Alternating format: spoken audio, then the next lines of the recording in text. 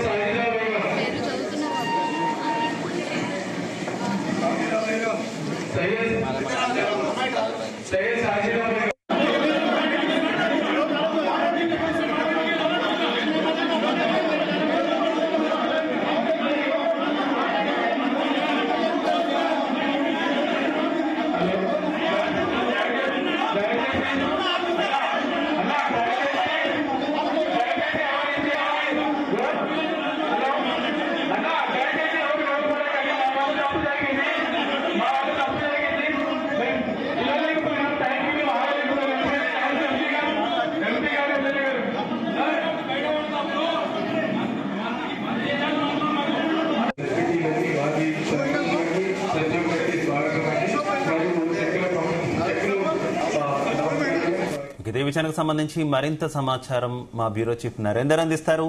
Narender, right.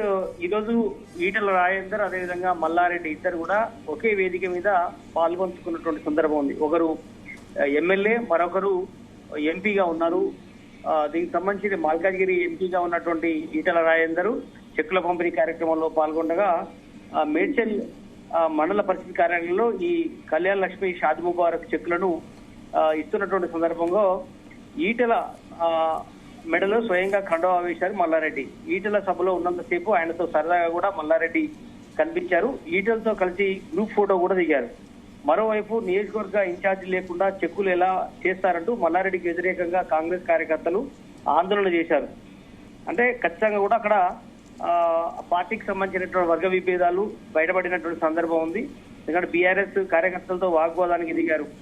పరిస్థితి ఉద్రిక్తంగా మారడంతో పోలీసులు ఇరు వర్గాలను చెదరగొట్టే ప్రయత్నం అయితే చేశారు. ఎందుకంటే ఒక పక్క బీజేపీకి సంబంధించినటువంటి నేతలు అక్కడే, అదేవిధంగా బీఆర్ఎస్ సంబంధించినటువంటి వాళ్ళు, బీఆర్ఎస్ లో వ్యతిరేక వర్గం, ఇట్లా చాలా మంది కూడా అక్కడ నిరసన కార్యక్రమం చేసినటువంటి సందర్భం అయితే మనకు కనిపించింది. ఇదంతా కూడా మేడ్చల్ పరిధిలో ఈ ఘటన జరిగిన నేపథ్యంలో ఒక్కసారిగా కొంచెం హల్చల్ అయితే జరిగినటువంటి సందర్భం అయితే మనం చూస్తున్నాం. ఒకప్పుడు ఈటెల రాజేందర్ను దృష్టిలో పెట్టుకుని ఆనాడు మల్లారెడ్డి నువ్వే గెలుస్తామని కూడా గతంలో అన్నటువంటి సందర్భం పెద్ద ఎత్తున వైరల్ అయినటువంటి విషయాన్ని మనం చూసాం లోక్సభ ఎన్నికల ముందు. దాని తర్వాత అనూహ్యంగా ఆయనే గెలవడం జరిగింది. బట్ ఇప్పుడు మళ్ళీ ఆయనే కండవ కూడా వేయడం జరిగింది. ఏదైనప్పుడు కూడా ఒక రసవత్తరమైనటువంటి రాజకీయం. ఎందుకంటే ఆ ఏరియా మొత్తం కూడా 3 పార్టీలకు అది ఒక వేదికగా ఉంటుంది. ప్రజెంట్ ఎంపీ వచ్చేసి బీజేపీ, ఎమ్మెల్యే వచ్చేసి బీఆర్ఎస్, అక్కడ ఉన్నటువంటి లీడర్లు, బలంగా ఉన్నటువంటి వ్యక్తులు మాత్రం అక్కడ కాంగ్రెస్ పార్టీకి సంబంధించిన రాష్ట్ర ప్రభుత్వం ఉంది.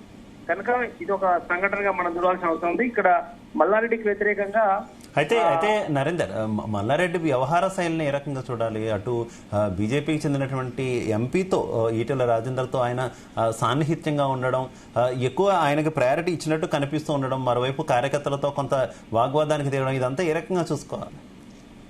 ఖచ్చితంగా. ఎందుకంటే బీఆర్ఎస్ లో కూడా అంటుముట్టనట్టుగా ఉన్నారన్నటువంటి ప్రచారం కూడా జరుగుతోంది. ఎందుకంటే ఆయనే పార్టీలో ఉన్నాడా లేరా అనేటువంటి చర్చ కూడా జరుగుతోంది. ఎందుకంటే పేరుకు మాత్రం 28 మంది ఎమ్మెల్యేలు ఆయన కూడా ఒక ఎమ్మెల్యేగా, బీఆర్ఎస్ ఎమ్మెల్యేగా ఉన్నారు.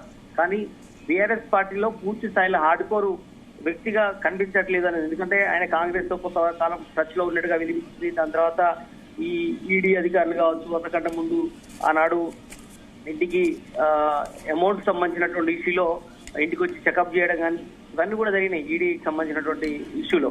దాని తర్వాత అప్పుడు బీజేపీతో కన్సర్న్ అయ్యాడు, బీజేపీలో కలవబోతున్నాడు అనే ఒక చర్చ కూడా జరిగింది. ఒక దశలో తెలుగుదేశం పార్టీలో కూడా చేరుతాడు, అధ్యక్షుడు అవుతాడు కూడా చర్చ. అంటే ఎక్కడ కూడా నిలకడలేని వ్యక్తిగా ఆయనకు మల్లారెడ్డికి పేరుంది. ఆయన కామెడియన్ గా ఒక మాదిరిగా ఆయన చేస్తుండడం అనేది కింది స్థాయి కార్యకర్తలను కూడా అది ఈ మధ్యకాలంలో రుచించలేదు. ఒకప్పుడు మల్లారెడ్డి మాటలన్నా మల్లారెడ్డి వ్యవహార శైలైనా కూడా చాలా మందికి ఒక ఎంటర్టైన్మెంట్ లాగా అనిపించేది, వ్యూస్ బాగుండేవి. కానీ ప్రజెంట్ ఆయన మాటలు ఏం చేసినా కూడా ఆయన వ్యవహార శైలి పట్ల కొంత నైరాశ్యం కనిపిస్తుంది. బీఆర్ఎస్ లో కింది స్థాయి నేతలు కావచ్చు, కార్యకర్తలు వాళ్ళకి అందుబాటులో ఉండడం లేదని వివిధ రకాల ఆరోపణలు, బుక్ ఆబ్జెక్ట్ సంబంధించి, కాలేజీలకు సంబంధించి ఒక్కొక్క కాంగ్రెస్ పార్టీ ఆయన టార్గెట్ చేసిందనే ఆరోపణ కింది స్థాయిలో మాత్రం ఆయన దూరం అవుతూ వస్తున్నట్టుగా ఈ మధ్య కాలంలో తెలుస్తోంది. చూడాలి లాంగ్ రన్ లో ఏ రకంగా ఉంటుంది. ఈ బీజేపీతో వెళ్తారని ఒక ప్రచారం కూడా ఉంది. అందుకని ఈటెల రాజేందర్తో కొంత సన్నిహితంగా ఉన్నారు. ఆ రోజు గెలుస్తామని కూడా చెప్పిన నేపథ్యంలో ఆ దశలో బీజేపీలో కలుస్తారు అనేది కూడా ఉంది. ఢిల్లీలో పెద్దలతో మాట్లాడారు, కాంగ్రెస్ చేసుకోకపోతే బీజేపీలో చేరుతారని ఒక చర్చ కూడా జరిగింది. కనుక ఇవన్నీ పరిస్థితులు చూస్తుంటే ఆయన వ్యవహార శైలి ఎట్లా ఉండబోతుందని కూడా మనకు కొద్ది రోజుల్లో మనకు తెలిసే అవకాశం ఉంది. Okay Narendra, thank you.